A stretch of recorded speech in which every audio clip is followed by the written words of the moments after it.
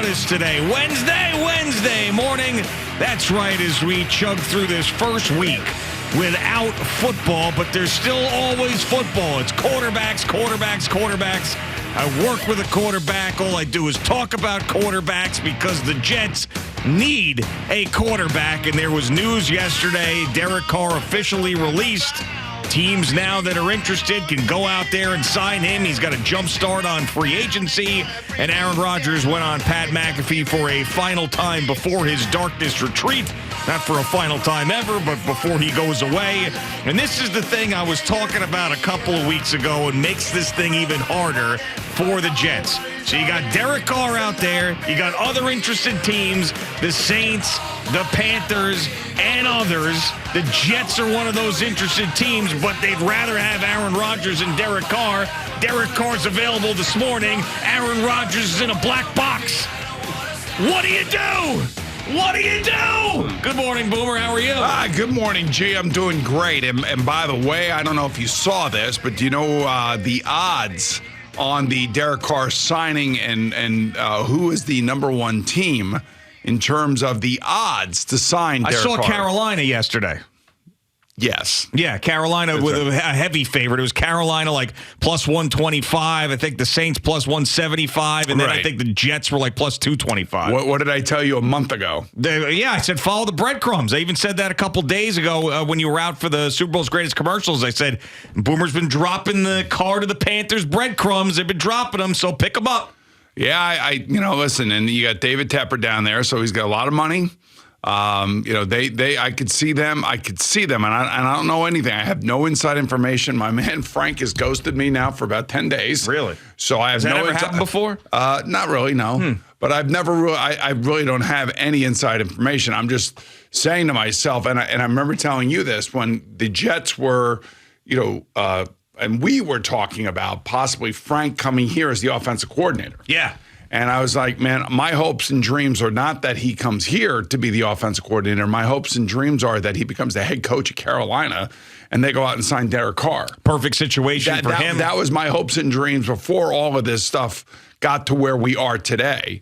And then, with this whole this dark room thing with Aaron Rodgers, who knows? I mean, it would be the best situation for the Jets because I think it's a short-term solution that maybe – he would have an impact on Zach Wilson, and that would be ultimately even better for the Jets, that if somehow they were able to land Aaron Rodgers and he was able to play here, which I still do not see happening. Yeah, same. Although if it were, it would be great for them because if he could give them a year or two and help, and he's not coming here to help Zach Wilson, and he'll tell you that.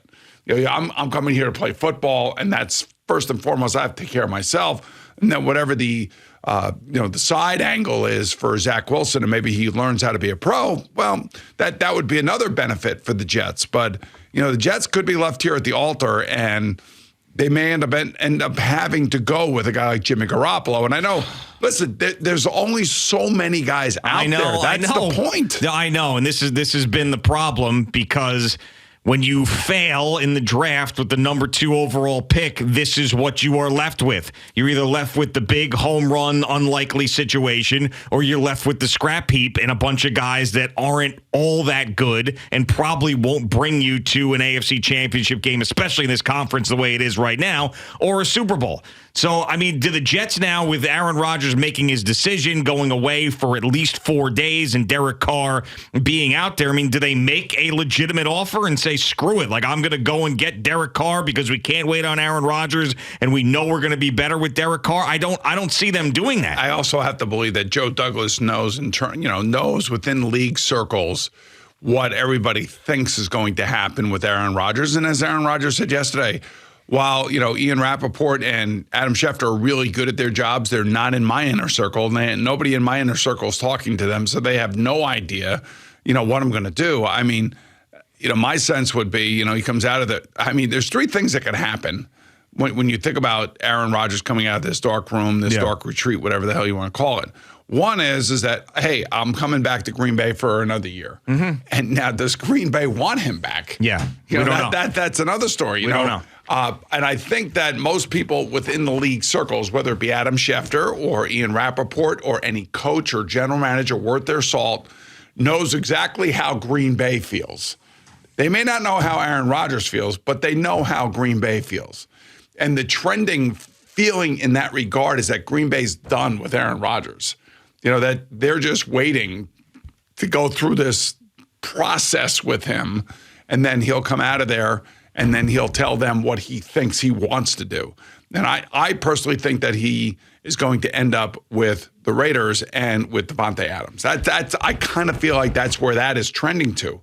And you and I both felt 3, 4, 5 weeks ago that we just could not see Aaron Rodgers coming to Florham Park, New Jersey. Yeah, I mean, and that's no knock on the Jets or the area or any. It's Aaron. It's him and his personality and matching with a certain place. Now, he's a West Coast guy. He's an interesting guy. He obviously loves security blankets around him because he's had big problems with the Packers brass when they've gotten rid of guys early like Jordy Nelson, like Randall Cobb. He's talked about keeping Alan Lazard around. Davante Adams had to go because of his contract. So, him coming to the East Coast and then playing with a bunch of guys that he's never played with, as opposed to staying close out to the West Coast on a team, a legendary team in their own right in Las Vegas, where they're hosting the Super Bowl this year, and he's got the best receiver he's ever played with on that team right now in his prime. Sounds pretty damn good. Yes. It sounds better than coming over to New Jersey. So and this is the problem too with Derek Carr. If you're now thinking that Aaron Rodgers is either going to stay in Green Bay or go to Vegas and the Jets aren't an option,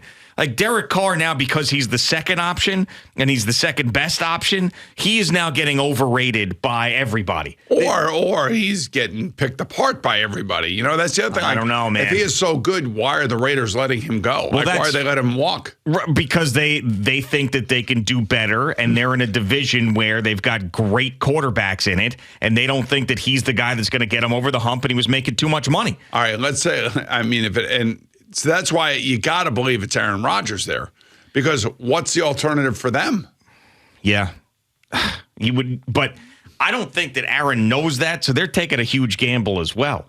I mean, this is not like a lock that they're going to get Aaron Rodgers. I mean, they could have. Well, actually, they couldn't have because it was $40 million guaranteed that they were going to have to give him. I was going to say they could have kept Derek Carr in the roster, see if Aaron Rodgers came, and then traded him. But no, they would have had to guarantee him money, and their cap situation would have been worse. Right. So I mean, like it's a really unique situation. It's amazing, like all the things now that are coming out about Derek Carr. So, we all like Derek, and I respect him. There's no question about that. But you now hear, cold weather, late in games, he disappears and things of that crap. I mean, yeah, okay. So there's a reason why the Raiders are not keeping him. If he was as good as everybody thinks he is, believe me, the Raiders would keep him. So this is Josh McDaniels most likely making the decision, unless, of course, it's a financial decision due in large part to the contract and what the guaranteed money is. Yeah, maybe. But then again, think about, so they're going to have to be on the hook for something. I mean, when you cut a guy and he's under contract, you can't just move on from that from the cap. They have a minimal cap hit. Okay. It's not a crazy cap hit towards him. I want to say somewhere like 5.6 million cap hit against there. So the contract was written to force exactly what's happening. And that is for the Raiders to make a decision prior to free agency starting, so Derek could have a month, if he were going to be a free agent, ahead of every other free agent to make a decision right now, which I think was probably going to happen within the next week, I would think. Now, one of those things we had talked about previously about Aaron Rodgers to the Raiders is, do they have the money? Does Mark Davis have that money to be able to pay Aaron Rodgers this ridiculous guaranteed contract that he has? Just remember, every guaranteed contract has to be covered by money in escrow. Yeah. So is he in possession of that? Yeah, we have heard some of these things, like when Josh McDaniels was having this disaster year last year that they couldn't fire him because they couldn't pay two coaches at once because of their financial situation. Yeah, I'm assuming you could probably go to the bank and you could probably borrow against your team that's probably worth $6 billion. Yeah. So I think there are ways around it, and you can make sure that you're covering everybody. It's just that you don't want to have that, you don't want to have the Bengal Joe Burrow $250 million guarantee, whatever that guarantee is going to be. Or the Browns, the Paculas have money, so I mean, the Haslams have money, so you would think that, the Browns have more than enough money to cover that $250 million guarantee. Yeah. So, there's all sorts of financial ways around these things and to make sure that they happen okay. But so you don't think that's going to be a hurdle for the Raiders and Aaron Rodgers? No, I don't. Okay. Especially if it's a year deal. What the hurdle for the Raiders will be, somehow you're going to have voidable years at the end of the contract to be able to minimize the initial cap hit this year. Now, the Green Bay Packers also have cap issues. Oh, sure, yeah. Involved in all of this. I mean, it's really complicated. I mean, it's maybe one of the more complicated situations that we've seen in a long, long time when it comes to what Aaron's doing right now. Yeah, and we've seen big-name quarterbacks move in recent years. Obviously, Tom Brady leaving the Patriots. We saw the Russell Wilson thing last year. So, I mean, this has happened, and it's happened with big-name quarterbacks. But this one, right after he signed that massive extension, and Aaron Rodgers being as complicated as he is off the field, and his complicated playing situation with the contract makes this the most interesting one, I think, ever, especially when he's got a couple of really, really good years left. And listening to the Pat McAfee interview with Aaron Rodgers yesterday, this darkness thing is even weirder than I thought. And apparently, he's going to film all of this. So he's going to be in this room. Why not? I mean, what do you mean? Well, I'll tell you why not. We're filming everything these days. Yeah, but all right. So this is Aaron Rodgers. This is a big star. He wants to film this, and there's a toilet in the middle of the room because it's a dark room, so you don't want to be like stumbling around into a bathroom. So there's a toilet in the middle of the room, and he said that he's going to take enemas and stuff and cleanse himself once he gets in there. So you're telling me there's going to be a camera on him just pooping his guts out in this toilet in the middle of this dark room that's going to be available for people to see because every video gets out. Every video gets out. Kind of reminds me of last Wednesday night in my hotel room. Right. I was in the bathroom and I was cleansing myself at both ends at the same time. Right. But not intentionally like he does. No, not intentionally. No, this was yeah. And I will say it's a hell of a way to start a diet. Sure, yeah. Of course, yeah. That's, as you say, I'm a stomach virus away from my goal weight. Thank God that shower was like right in front of me. Yeah, you're able to. If that shower was not in front of me, like if the toilet was in another room, that could have been. Then the question is, you have a decision, and I would always say the smartest decision is to stay on the toilet. Okay, you have to stay on the toilet. Just hang out there for a while. I mean, you can clean up the throw up, but you gotta stay on the toilet. You can't get up off the toilet to turn around and you just can't. Yeah, that's fair. I understand what you're saying. Does everybody agree with that? Yeah, I would agree. I don't agree think with that, Al? I don't think there's another take on this. Eddie, you agree with that? Absolutely. Yeah, I think you got to keep what's supposed to be in the toilet. If something else is happening, then if you can get to the shower or the bathtub, then you do that. Sure. But you got to stay on the toilet. You have to. And maybe that's what Aaron Rodgers will do this entire time when he's in this dark room, is stay in that toilet in the middle of the room and decide. Do you think it's like he's getting ready for a colonoscopy? No. I mean, this is what he does. But that's how you basically cleanse yourself, like getting ready for have you ever had a colonoscopy? Not yet. I'm going to just turn 40, so I know I'm right in the oh, my God.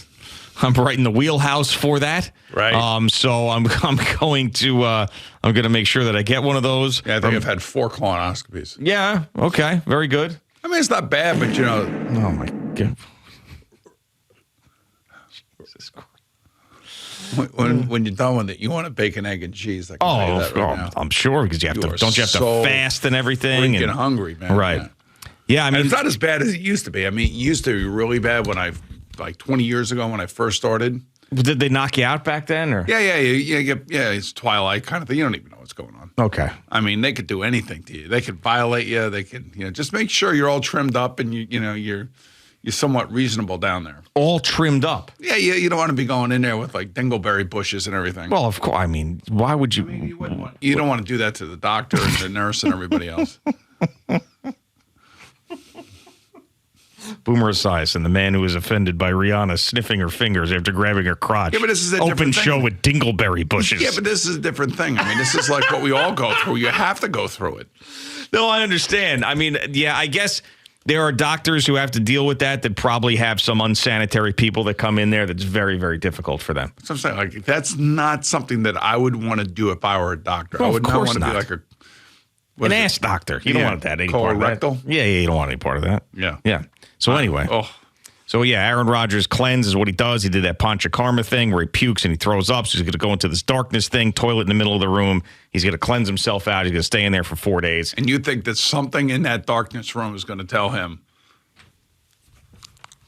go to the Jets. Well, he did say yesterday that he's go to the Jets. This is not going to help him with his decision. He wants to just think about his life. This has nothing to do with a great life. He does have a great life. He seemed really happy yesterday during that interview, which made me think retirement for him because it's off season. He's happy. He's doing his stuff. That's the other thing. So he could go back to Green Bay. He could retire, or he could end up going to play one more year somewhere else. Probably 2. If he comes back for 1, he'd come back for 2, wouldn't he? Too bad he can't get to San Francisco because that would be like going home for him, and that would be playing with a great team. I mean, if you just said, like, I'll go to San Francisco. They pay me $20 million. Let's see what happens. Yeah, the Packers are not doing that. No way in hell. They have a say in this too. So it's going to be an AFC team, and we think if he does play, it's probably going to be the Raiders. It's all lining up. So then you got Carr to the Panthers, you got Rodgers to the Raiders, and you got what to the Jets? Dingleberry bushes. Dingleberry bushes. That's right. Now starting at quarterback. Number 10, Dingleberry bushes. Dingleberry bushes. Thank you for watching. Please like, comment, and subscribe. And don't forget to hit the red bell so you're notified when we have new content.